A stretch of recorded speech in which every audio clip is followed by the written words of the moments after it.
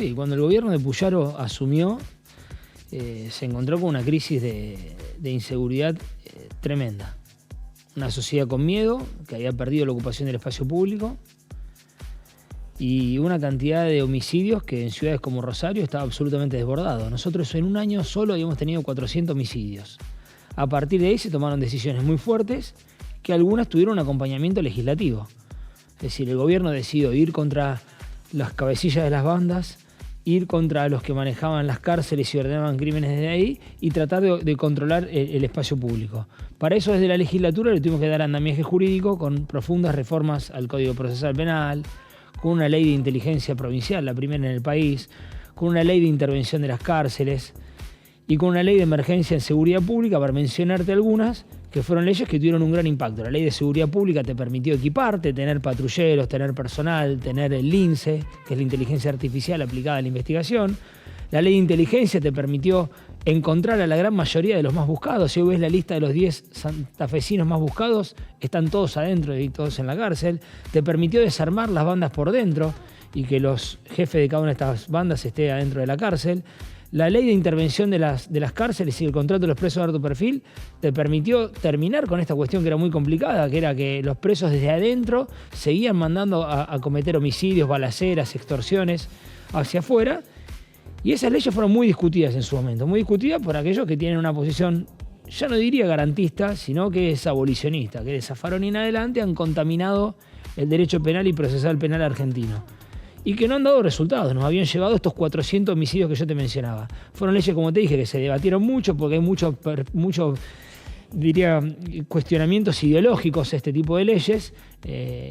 Creo que la gente, los legisladores y los políticos se alejan del sentido común y se ponen consejos ideológicos que traen consigo, son mochilas que los limitan desde hace muchísimo tiempo, y eso ha generado que estén en contra de este tipo de procesos legislativos. Procesos legislativos que después terminan generando políticas públicas que te hacen ir de 400 homicidios en un año a 50 homicidios en un cuatrimestre. O sea, podías proyectarlo en 120, 150 en un año. Bajaron 60-70% los homicidios en la ciudad de Rosario, que era el foco del epicentro de la violencia urbana en Santa Fe.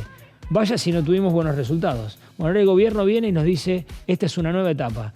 Nosotros ya pasamos la etapa de atacar a las bandas narcocriminales con toda la potencia, de ocupar la calle. Hoy el santafesino, el rosarino, vos lo podés ver todos los días, ocupa el espacio público, tiene otra tranquilidad, hay otra paz social. Pero nos dicen, bueno, necesitamos una vuelta de tuerca más. Y para eso manda un nuevo paquete legislativo. Este nuevo paquete legislativo cambia el paradigma, que dice que si el Estado tiene que combatir un crimen que es cada vez más sofisticado, el Estado necesita herramientas igual de sofisticadas para poder estar en igualdad de condiciones en el combate. Entonces nos presenta un paquete de 11 leyes que tienen que ver con estas cuestiones. Y otra vez volvemos a tener las mismas discusiones que teníamos en su momento. Los falsamente llamados garantistas, el falsamente llamado progresismo local, que tiene posiciones absolutamente abolicionistas, que pone al delincuente por encima de los derechos de las víctimas y del resto de la sociedad, nos dicen que estas leyes son demasiado rigurosas, que estamos yendo demasiado al límite. Y nosotros les contestamos que no, que son leyes de sentido común. Y para que la gente lo entienda, te menciono algunos ejemplos. Si un fiscal, a través de la policía, detiene a una persona con un arma ilegal en la calle, ¿qué es lo que nosotros decimos? Que el fiscal no tenga que pasar por todo el proceso judicial de pedir un allanamiento, que automáticamente pueda dictar el allanamiento del domicilio de esa persona. Es decir, te encuentro con un arma ilegal en la calle, automáticamente te allano el domicilio, porque es muy probable que en ese domicilio encuentre o pruebas del delito, encuentre drogas o encuentre más armas. Y eso no admite dilación. Y que después vaya al control judicial posterior. Eso es una medida de absoluto sentido común. Si yo salgo a la calle y le pregunto a 10 personas que pasan qué le parece, todos me van a decir que le parece absolutamente razonable. Bueno, hoy tenés legisladores y académicos del derecho procesal penal y del derecho penal que te dicen que no, que esto es un exceso.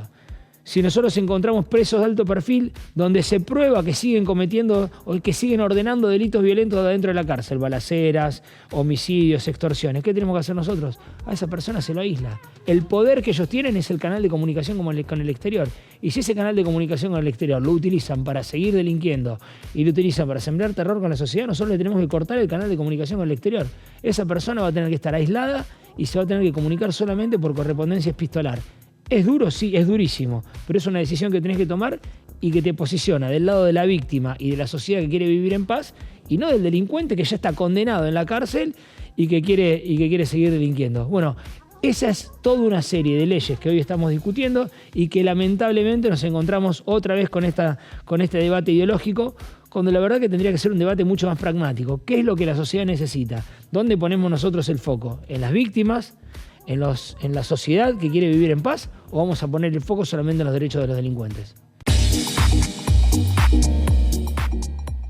Mira, el primer costado el primer frente de batalla que nosotros nos encontramos en esta lucha contra la inseguridad es ir fuerte contra los delincuentes. El segundo es el debate legislativo, donde nos encontramos un montón de legisladores de otros partidos que tienen estos sesgos ideológicos que no le permiten ir a dar la batalla contra los delincuentes. Y el tercer punto que nos encontramos de foco conflictivo para poder avanzar como queremos avanzar es algunas resistencias en ciertos sectores de la justicia que no se terminan de adaptar a la realidad social que estamos viviendo. La realidad social que nosotros asumimos cuando Máximo Bullaro asumió el gobierno y nosotros asumimos en la legislatura fue una violencia en los grandes centros urbanos que estaba absolutamente desbordada. Y esa es el origen de la política pública que nosotros tenemos y es las causas que tenemos que ir a combatir. Y hay muchos jueces que a veces no lo entienden. El ejemplo de esta jueza que invalidó las investigaciones generadas por el Lince es, la verdad, que un ejemplo claro de cómo la justicia a veces vive totalmente desenfocada de la realidad. Para que vean, nosotros hicimos una inversión, el gobierno provincial hizo una inversión en el Lince. El Lince es un sistema de inteligencia artificial vinculado con las cámaras de seguridad que lo que hace es que todo el contenido de esas cámaras se pueda leer y procesar en muy poco tiempo. Entonces vos encontraste un delito en determinado lugar y decís, bueno, el sospechoso iba en una moto con una remera roja, el Lince va, busca la persona en moto con remera roja, hace una lectura de todas las cámaras de la ciudad en todo ese día y con ese proceso encuentra por dónde pasó y dónde terminó y se puede dictar un allanamiento y encontrarlo. Bueno, de este modo se han prevenido delitos y se han resuelto muchísimos delitos. ¿Qué decide una jueza? Decide que no, que ese sistema no reviste los visos de constitucionalidad necesarios para poder avanzar, entonces se pone a favor del delincuente, decreta la nulidad del actuado y pide la liberación del delincuente. Bueno, esas son las cuestiones que nosotros no podemos admitir. Entonces, pedimos un informe para que la justicia nos envíe el resumen de la causa, por qué fue y las constancias de la causa, por qué fue que esta jueza y cuáles son los fundamentos por los cuales tomó esta decisión, para que nosotros evaluemos si hay que tomar sanciones o no. Nosotros, como contrapeso del Estado, del sistema de control entre el Ejecutivo, el Legislativo y el Judicial, tiene que ser una situación donde el Poder Judicial controla a otros poderes, pero también nosotros controlemos lo que hace el Poder Judicial. Si hay fiscales que no cumplen con sus funciones, si no hay jueces que no cumplen con sus funciones, tendremos que articular los mecanismos institucionales para que sean removidos y para que sean suplantados por gente idónea y que tengan la decisión de ir firme contra el delito. Mira, la reforma electoral, como vos lo analizás, es un tema que no está en la agenda de la gente. Y a mí particularmente no es un tema que me resulte del mayor de los intereses, precisamente por eso, porque trato de tomar cuestiones que tienen que ver con la producción, cuestiones que tienen que ver con la seguridad, que al día siguiente le cambien la vida a la gente. El régimen electoral hoy es una cuestión que está más vinculado con los partidos políticos y con los dirigentes políticos que con la gente. Sí es verdad que tenemos que cuidar la institucionalidad, sí es verdad que tenemos que cuidar la calidad democrática y esos son los temas en los que voy a estar atento al momento de votar la reforma electoral. Tenemos que tener una reforma electoral que se adapte a la nueva Constitución que se sancionó en el 25 y que sea transparente, que no desvirtúe el mandato de quien vota, o sea, que el mandato de la persona que vota se vea reflejado en las elecciones de sus gobernantes y que también que se genere un sistema institucionalmente responsable, institucionalmente sólido, institucionalmente transparente y que genere cierta gobernabilidad. Eso es lo que nosotros tenemos que buscar en la reforma electoral.